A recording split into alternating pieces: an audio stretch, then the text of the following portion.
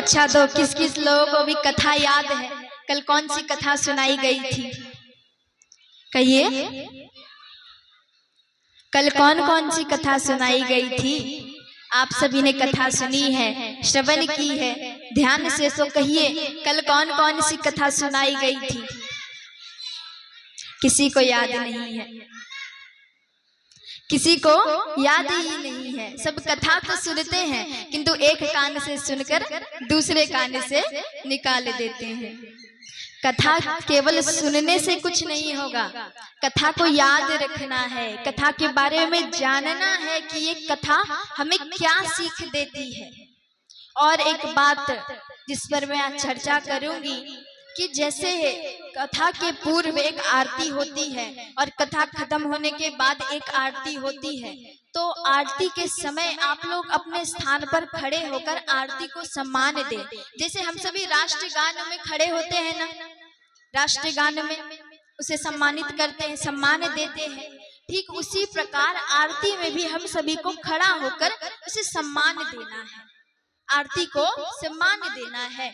और एक बात है, आरती में आपसे जितना हो सके 1 रुपया 2 रुपया अवश्य दें, क्योंकि कथा का सारा पुण्य आरती में ही होता है और आप वो दक्षिणा देकर उस पुण्य को एकत्रित करते हैं। जितना हो सके, आपका जितना सामर्थ्य हो, मैं ऐसा नहीं कहती कि आप पूरा धन दौलत दे दें, आपको जितना सामर्थ्य हो 1 रुपया 2 रुपया आरती में अवश्य चढ़ाएं।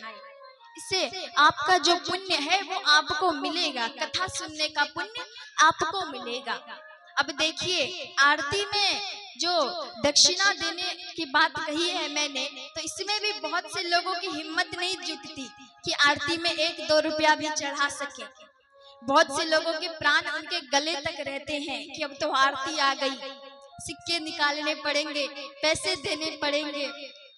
अब देखिए, एक ऐसे ही भक्त की यहाँ कथा आती है, एक ऐसे व्यक्ति की कथा आती है, और देखिए हमारे भगवान भी बड़े चालाक हैं।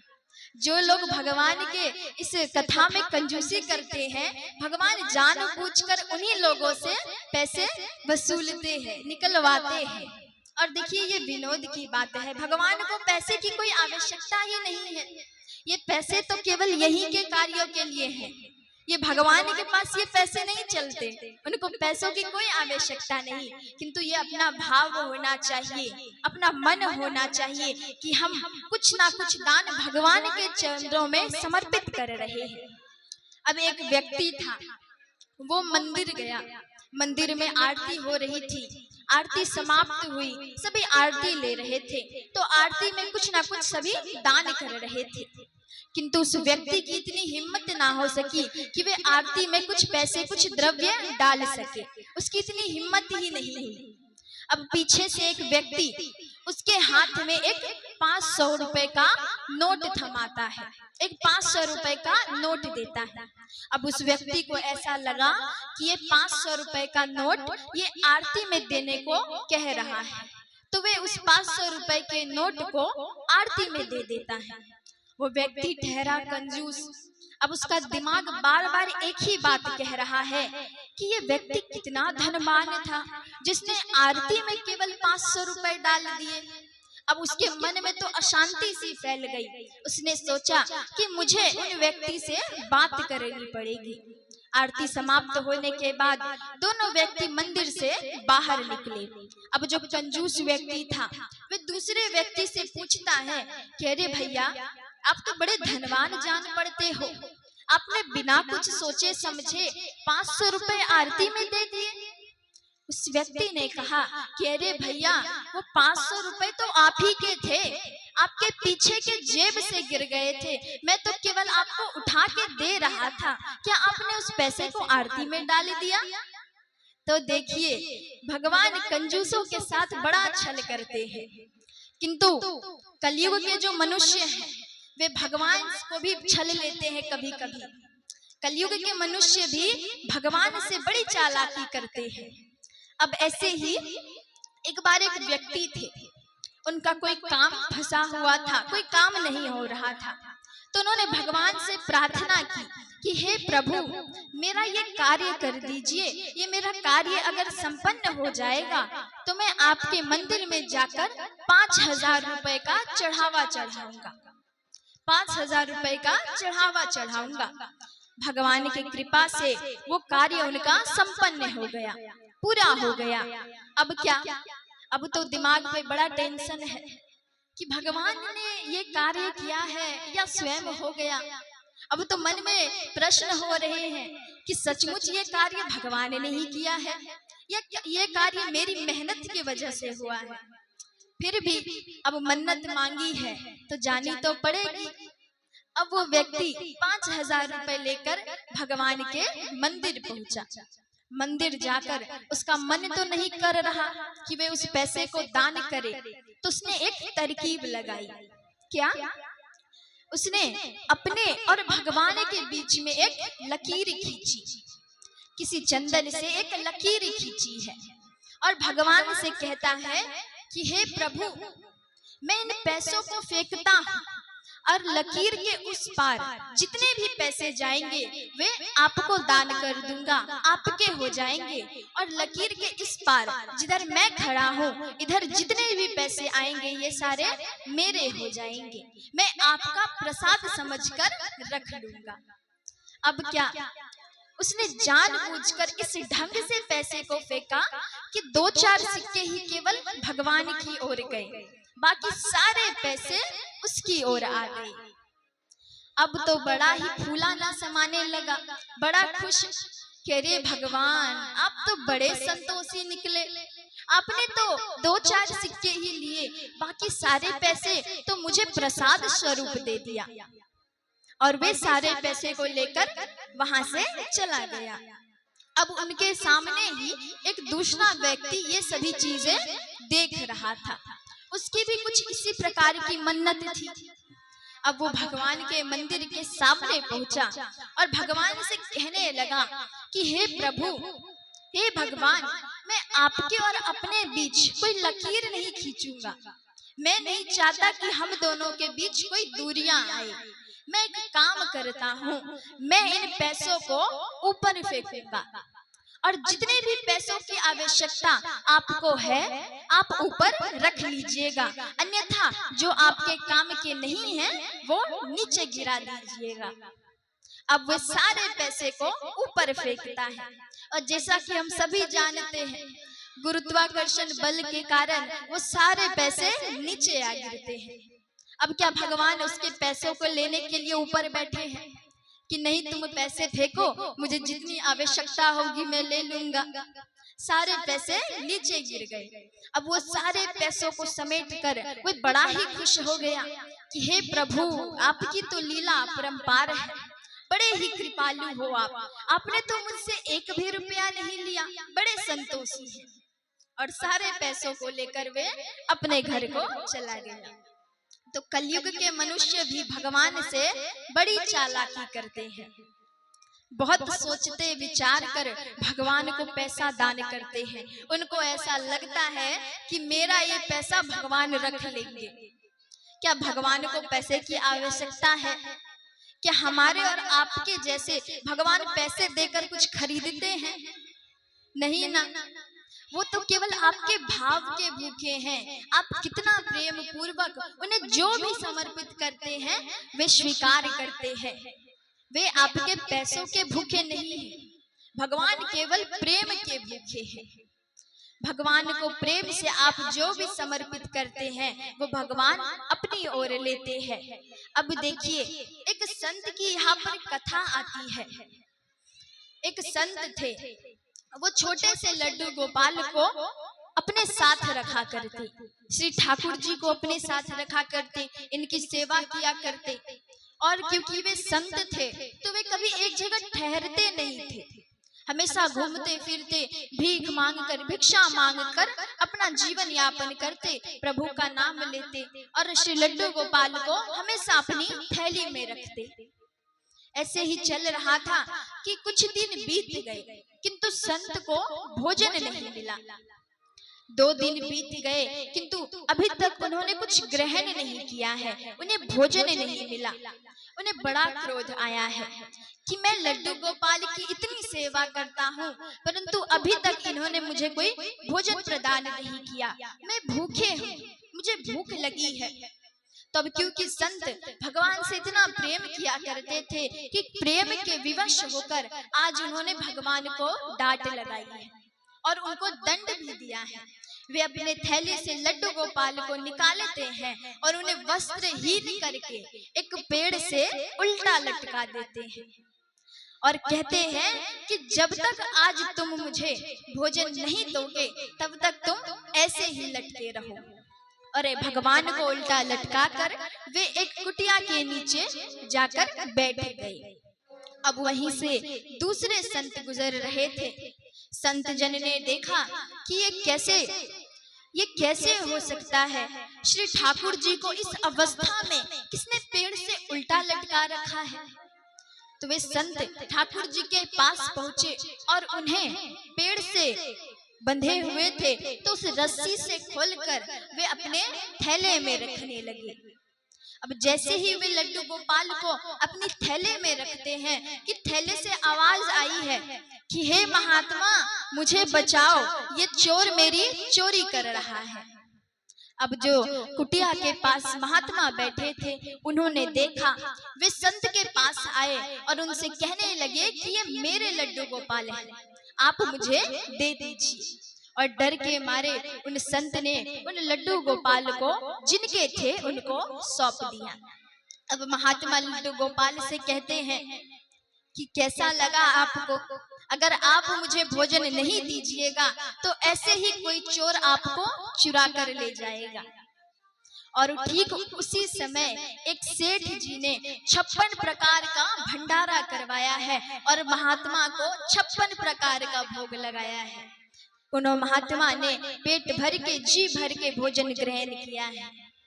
अब देखिए आप सभी ऐसा ही जाकर मत करने लगिएगा कि भगवान आप तो मेरी बात नहीं सुन रहे, अब हम आपको दंड देंगे। देखिए वो महात्मा थे, वे भगवान से उतना प्रेम भी करते थे कि वे भगवान को डांट भी सके, क्योंकि भगवान भक्तों के वश में है। अगर आपके अंदर प्रेम है तो भगवान आपके वश में है। महात्मा उन्हें इतना प्रेम किया करते, अपने पुत्र के समान प्रेम किया करते, सो इसीलिए उनका ये अधिकार भी बनता है कि वे भगवान को डांट भी सके।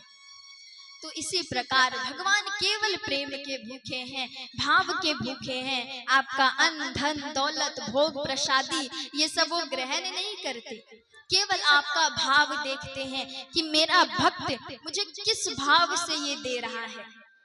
अगर आप भगवान को बहुत सा धन भी दान कर दें किंतु आपके अंदर कोई भाव ही नहीं है तो वो भगवान के सामने मिट्टी के बराबर भी नहीं। और अगर आप भगवान को रूखी सूखी रोटी भी भोग लगाते हैं किंतु भाव और प्रेम से लगाते हैं तो वे भगवान के लिए बहुत से बहुत बढ़कर है, अमृत के समान है। केवल भाव और प्रेम होना चाहिए। आइए आगे की कथा में प्रवेश करते हैं। अब इधर ब्रह्मा जी एक रोज सृष्टि के रचना के कार्य के लिए बैठे हैं। सृष्टि की रचना कर रहे हैं कि कैसे सृष्टि को आगे बढ़ाया जाए। अब उन्होंने रचना तो कर ली है किंतु इस रचना को रखा कहाँ जाए। अब बड़े चिंतित है वे, उनको समझ नहीं आ रहा कि मेरी इस रचना को मैं किस पर सौंपूं, किस पर रखूं। तो अब वे क्या करते हैं, अपने दोनों नेत्रों को बंद करके हाथ जोड़कर भगवान विष्णु का ध्यान करते हैं और उनके ध्यान करते ही उनके नासिका से नाक से एक छोटे से वराह के रूप में भगवान अवतार ग्रहण करते हैं। छोटा सा रूप था, धीरे धीरे विशाल काय हो गया, धीरे धीरे विशाल हाथी के समान भगवान का रूप हो गया है वराह अवतार। वराह अवतार में जो भगवान का शरीर है वो तो मनुष्य की भांति है किंतु जो उनका सर है वो सुअर के जैसा है। ये भगवान का वराह अवतार है। अब ब्रह्मा जी की चिंता की निवृत्ति हेतु भगवान चल पड़े हैं और चलते चलते रास्ते में समुद्र मिला है और समुद्र के तल पर पृथ्वी रखी है। समुद्र के तल पर पृथ्वी रखी है। भगवान समुद्र के अंदर प्रवेश करते हैं और पृथ्वी को अपने दांतों पर उठाकर जैसे ही बाहर आ रहे थे कि उन्हें किसी ने रोका है कि आप मुझसे युद्ध कीजिए। और वो कौन था? हिरणाक्ष। हिरणाक्ष कौन है? मैं इसकी कथा विस्तार पूर्वक सुनाती हूँ। एक जय और विजय नामक दो दूत थे जो भगवान के लोक में द्वारपाल थे, बैकुंठ लोक में, जहाँ पर श्री विष्णु जी विराजमान होते हैं। वहां पर विजय और विजय दोनों पहरेदार थे, द्वारपाल थे। अब उन्हें जो था बड़ा घमंड हो गया था कि हमारे इजाजत के बिना कोई भगवान से नहीं मिल सकता, क्योंकि ये भगवान के लोक के द्वारपाल थे। उनकी मर्जी के बिना कोई भगवान से नहीं मिल सकता, ऐसा उनको लगता है। और इस बात का उन्हें बड़ा घमंड हो गया था। अब एक दिन सप्त ऋषि भगवान से मिलने आते हैं। वे बिना जय और विजय पर ध्यान दिए बैकुंठ लोक के अंदर जाने लगे।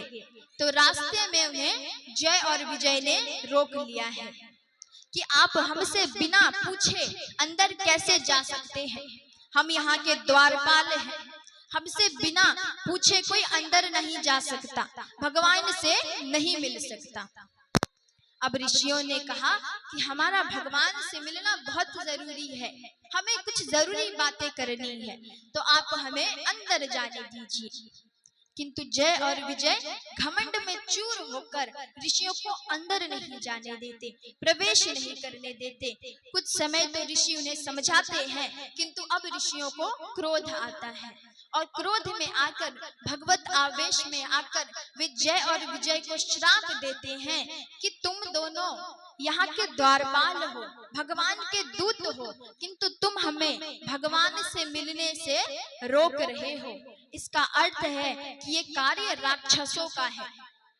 जाओ तुम जाकर राक्षस में जन्मो, तुम राक्षस योनि में जन्म लो, ये हमारा श्राप है, क्योंकि तुम हमें भगवान से नहीं मिलने दे रहे। और कोई भी ऐसी चीज या व्यक्ति जो आपको भगवान से मिलने से रोक रहा है, भगवान से दूर कर रहा है, तो वे आपके लिए राक्षस के ही समान है, क्योंकि वो आपको भगवान से दूर कर रहा है। अब भगवान को ये बात पता चली। श्री विष्णु जी बैकुंठ लोक से बाहर आए और उन्होंने ऋषियों से कहा है कि आपने ये बिल्कुल ठीक किया है कि आपने इनको श्राप दिया, क्योंकि इनको बड़ा घमंड भी हो चला था। लेकिन अब जय और विजय को बड़ा पछतावा हुआ है और वे ऋषियों के चरणों में लेट गए हैं, उनसे दंडवत प्रणाम करते हैं, क्षमा मांगते हैं। तो संत जन जितनी जल्दी क्रोधित होते हैं, उनके अंदर उतनी ही दया होती है, वे बड़े ही दयावान होते हैं। दया, संतों को दया आ गई और उन्होंने जय विजय से कहा कि आप राक्षस योनि में जन्म तो लेंगे, किंतु उस जन्म से निवृत्ति कराने हेतु भगवान अवतार ग्रहण करेंगे। भगवान के द्वारा आपको उस जन्म से मुक्ति मिलेगी। अब वही जय और विजय राक्षस योनि में जन्म लेते हैं, हिरणाक्ष और हिरण्यकश्यप के रूप में। यही हिरणाक्ष भगवान वराह को रोकने आता है। हिरणाक्ष तीनों लोक में हाहाकार मचाता है, इंद्रासन को पाने जाता है, इंद्र से युद्ध करता है। तो इंद्र कहते हैं कि तुम हमसे क्यों युद्ध कर रहे हो? अगर तुम्हें किसी बलवान पुरुष से युद्ध करना है तो समुद्र के तल पर पृथ्वी रखी है, उसे जो भी लेने आएगा तुम उससे युद्ध करना। और इंद्रदेव ये बात जानते थे कि समुद्र के तल पर जो पृथ्वी रखी है उसको लेने भगवान ही आएंगे। अब भगवान वराह अपने दांतों के ऊपर पृथ्वी को लेकर जा ही रहे थे कि रास्ते में उन्हें हिरणाक्ष ने रोक लिया। हिरणाक्ष उन्हें रोक लेता है और कहता है कि तुम मुझसे युद्ध करो। वे भगवान को युद्ध के लिए ललकारता है, चुनौती देता है। अब भगवान वराह में और हिरणाक्ष में बड़ा घनघोर युद्ध हुआ है। जैसा कि हम सभी जानते हैं कि भगवान के आगे तो कोई टिक नहीं सकता, चाहे वो कितना ही बड़ा राक्षस क्यों ना हो। तो अब बड़ा ही घनघोर युद्ध हुआ है। हमारे भगवान वराह ने हिरण्याक्ष का वध किया है और पृथ्वी को लेकर वे ब्रह्मा जी के पास आए हैं। आइए आगे की कथा हम श्रवण करेंगे। उसके तत्पश्चात एक सुंदर भजन में अग्रसर होते हैं। राधे श्री राधे। प्रेम से बोलिए कृष्ण कन्हैया लाल की। भक्त बड़े भावों के साथ से इस परमात्मा के चरणों में प्रार्थना करते हैं और कहते हैं, गोविंद चले आओ, गोपाल चले